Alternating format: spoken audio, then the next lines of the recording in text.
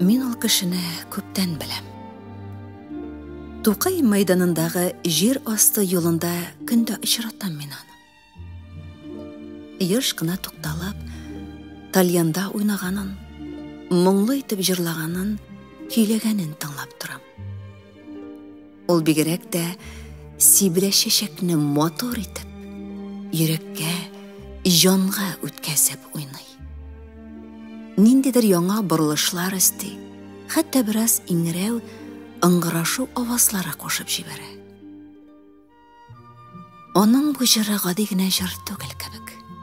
Дөресрәге, ул үзе гади генә, кешечә генә җырламый. Ниндидер мөһим, хәтта илаһи бер эш башкарган кебек, хал иткеч миссия үтәгән кебек җырлый. Гүя ул бу вакытта бөтенләй башка дөньяга күчеп тора.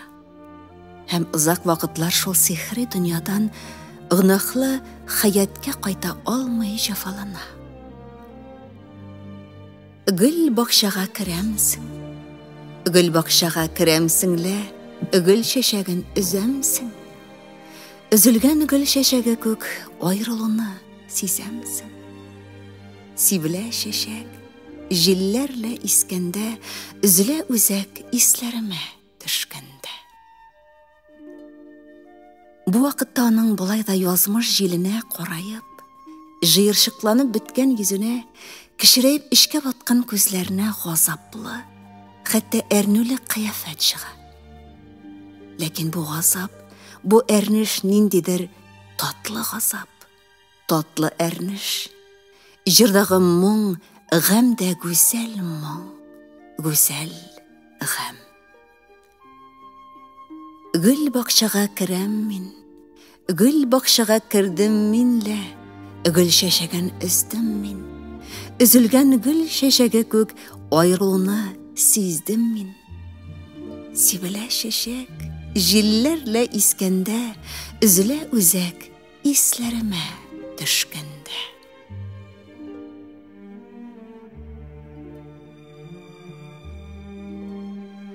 Җыр арасында сөйләшеп алабыз.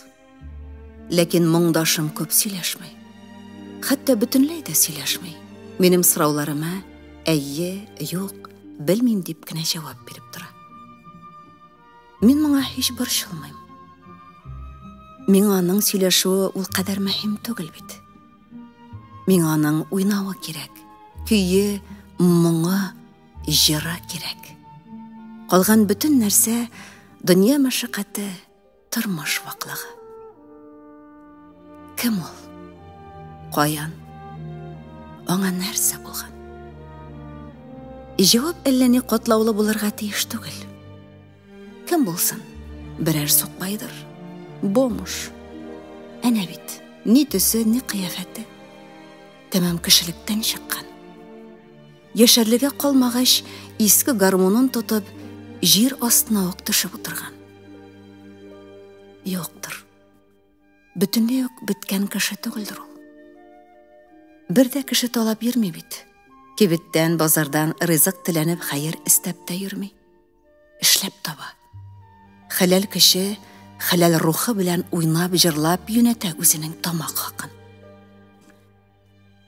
Көен, җырын тыңлап, бер хөрмәтем арткан булса, үз көнен үзе күрү хакында уйлап тагында ныграк үз итә башладым һәм күңелемә бик якын алдым мин бу сукбай гармунчыны. Ләкин иң кызыгы бу түгел әле. Булары хикәямнең башы гына.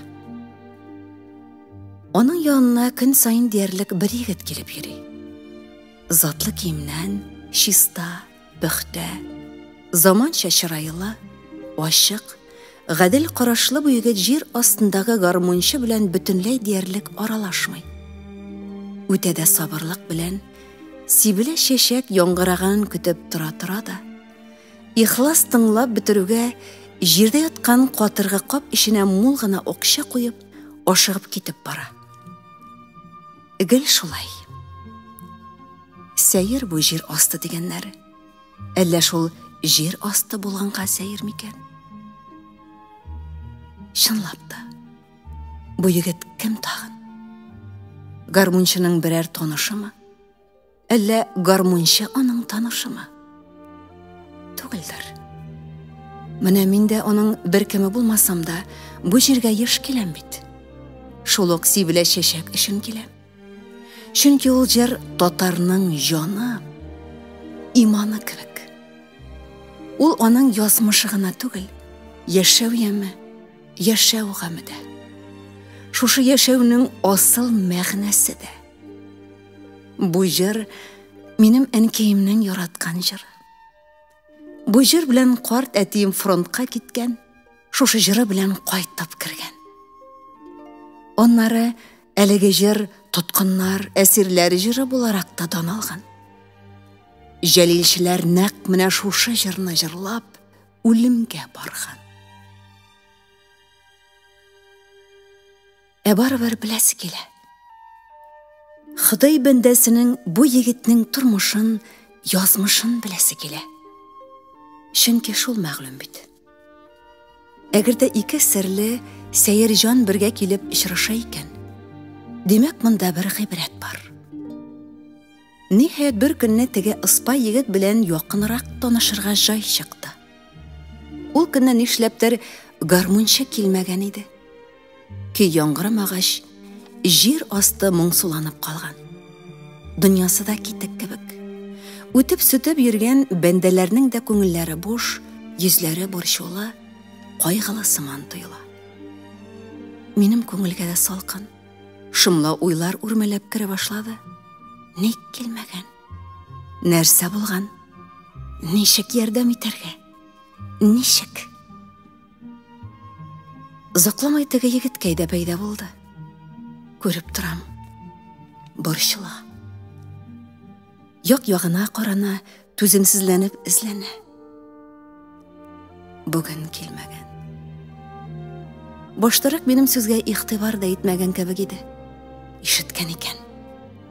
Якындагы колонна артларыннан әйләнеп килде дә, басынкы тавыш белән җөпләп куйды. Килмәгән шул. Оянышлы иде аның тавышы. Бу тавыш бары тик бер хистән. Нигә кадерен белмәдем икән? Хәзер килмәс тә инде дигән үкенеч хисеннән генә тора иде. Кем ул сиңа? Нигә ул кадәр бетернәсең, гаҗизләнәсең? Я әйт, кем? Сорашырга ниятләп тәмам нишкәреп калган күңелемне ачы язмышларга көйләп бетергән генә идем, егет үзе сүз башлады. Әткәй ул. Мин аның бердән бер улы. Шуңа көн сайын килеп йөрим. Әнкәң кайда? Ниндидер хәтер язмышка юлыгуымны аңлап, кирәкмәгән нәрсә хакында сорап куюымны сизми дә калдым.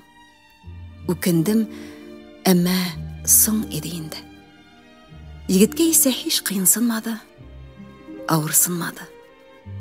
Бу сорауда ачылып кына китте.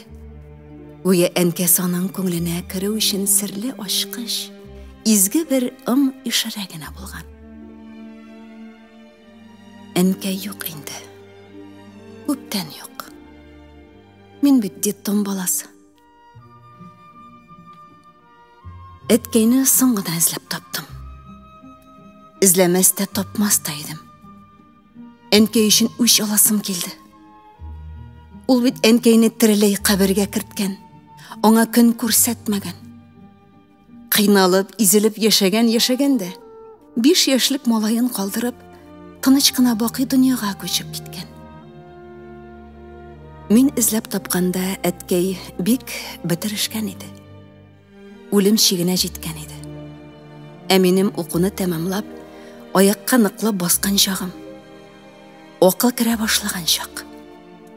Ә бит мин детдомда чакта аны табып, дөмөктөрергә антлар ишкән идем. Бармагымны кисеп, агызган җылы канымны кабып сүз бирдем. Хәнҗәр әзерләдем. Аны көн сайын үткерләп куя идем. Урамдагы исерек холыксыз ирләрне күргән сайын әткәй түгелме дип, аларга барып ябышасым, үчемне кайтарасым килә иде. Ходай саклады. Аларны да, мине дә. Шит кешегә тимәдем. Үз әткәмне эзләп таптым. Шушы җир астында таптым. Исереп, туңып, әҗәл белән яқалашып ята иде.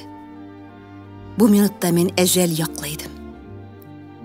Әнкәйнең җанын кыйган бу бәндәне мәңгегә шушында калдырам дип уйладым.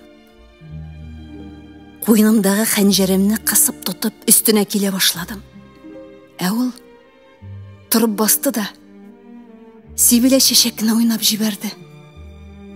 Йөрәгем меңгә телгәләнеп, җаным ышып чыгып китә язды. Акылдан язам дип торам. Қолыма үткен хәнҗәр тоткан килеш ничек читкә тайпылганымны, стенага сөялеп, үксеп елап җибәргәнемне дә анык кына хәтерләмим. Әнкәйнең җыры бул. Мин үзем әнкәйне белмим. Ә менә җыры, моңы истә. Тавышы истә. Детдомда чакта кыйналып, каракан кысып ятканда да, соңнан армияга алынгач, Чечняда 3 көн сугышып йөреп, тәмам хәлсез килеш, кыя төбенә сыгылып төшкәндә дә мине шул тавыш, шул җыры саклап алып калды. Башымны күтәрергә, сынымны турайтырга, йөрәгемне тибәргә мәҗбүр итте. Әнкәй җыры. Инде хәзер әткәй җыры да. Беләм, ул да бик сагына әнкәйне. Инде күптән тәүбәгә дә килгән. Үзенчә яраткан. Хәзер дә ярата ул әнкәйне. Ул вакытта да бары тик тиле холкын гына тыя алмаган. Хәзер исә холкы басынкыланган, күңеле утырган, чистарынган. Ләкин ул бик тә бәхетсез. Мен ул көнне җырга каршы пычак күтәрә алмадым. Икенче көнне дә, оннан соң да. Бер читтә басып торам да, ачуымны йотып, яшемә тыгылып кайтып китәм. Оннары бөтенләй тынычландым. Барысы да үтте. Үчем дә, ачуым хәтта кан чыгарып биргән антым да. Сибилә чәчәк җыры гына калды. Һәм менә әткәй. Ә нигә ул монда? Нигә бергә яшәмисез? Үзегез ару гына тормышлы кешегә охшагансыз. Аптырыйсыз, беләм. Аптырарлык әйберләр бардыр шул. Әйе, мин аны кичердем. Ләкин бу әле үз итеп ярата башладым, күңелемә якын җибәрдем дигән сүз түгел. Мин әлегә кадәр аның белән бергә яшәүдән куркам. Теге чактагы балалык үчем кузгалып, антым яңарып, берәр хәтәр нәрсә кылып куймагайым дип шикләнәм. Ай-һай үзәккә үткән иде шул үксез, ятим чаклар. Борчылмагыз, мин аны барыбер ташламыйм. Үзен үзе карарлык, кеше итеп асрарлык, яшәрлек акчадан эзмим. Күптән түгел генә кайтып кунарга фатир да юнәттем. Монда бит ул мохтаҗлыктан, мескенлектән чыкмый. Ялгызлыкка чыдый алмыйча, күңелен юату өчен, яшәү өчен чыга. Барыбер дә аңлау читен сезне. Ә минем үземә барысы да ачык. Әткәй миңа чит кеше түгел. Үзе бу хакта беләмесең? Юк, белмәй. Сизенә, әмма белмәй. Ниндидер изге бер бәндә игелек кылып тора дип кенә уйлый. Шул җитә. Нигә аның канына тоз салырга? Нигә авыр яраларын кузгатырга? Мин яшь кеше. Авырлык миндә генә булсын. Мин аны күтәрә алам. Минем эш бу. Минем язмыш. Аннары Ходай Тәгалә эше. Ул арада сәләмә киемнәрен җил фердәтеп, таныш гармунчы килеп җитте. Килеп җитеп, кыршалып, тузып беткән катыргы әрҗәсен җиргә ташлады да, гармон кайышын баш аркылы җибәреп, берничә аккорд яңгыратып алды. Кичерә күрегез, бүген соңгарак калдым дигәндәй, кыенсынып, түбәнчелек белән безгә таба карап куйды. Аннары башын гармон өстенә янтайтып, күзләрен йомды да, bir ara тын кылып торганнан соң, хисләнеп, иләсләнеп, сибелә чәчәк көен уйнап җибәрде. Бу мәлдә аларның икесенә дә рәхәт иде. Юк, бәхет түгел әле бу. Бәхет бөтенләй башка төрле була. Ләкин бәхетсезлек тә түгел. Бу ике җан бер-берсенә кирәк. Алар инде ялгыз яши дә алмаячак. Иң мөһиме шул. Сибелә чәчәкнең сихри шаукымыннан шак-шак арынып, мин тизрәк җир өстенә менеп киттем. Миңа китәргә, өскә, көн яктылыгына чыгарга кирәк иде. Чөнки минем язмышымның бу язмышлар белән бернинди уртаклыгы да юк иде.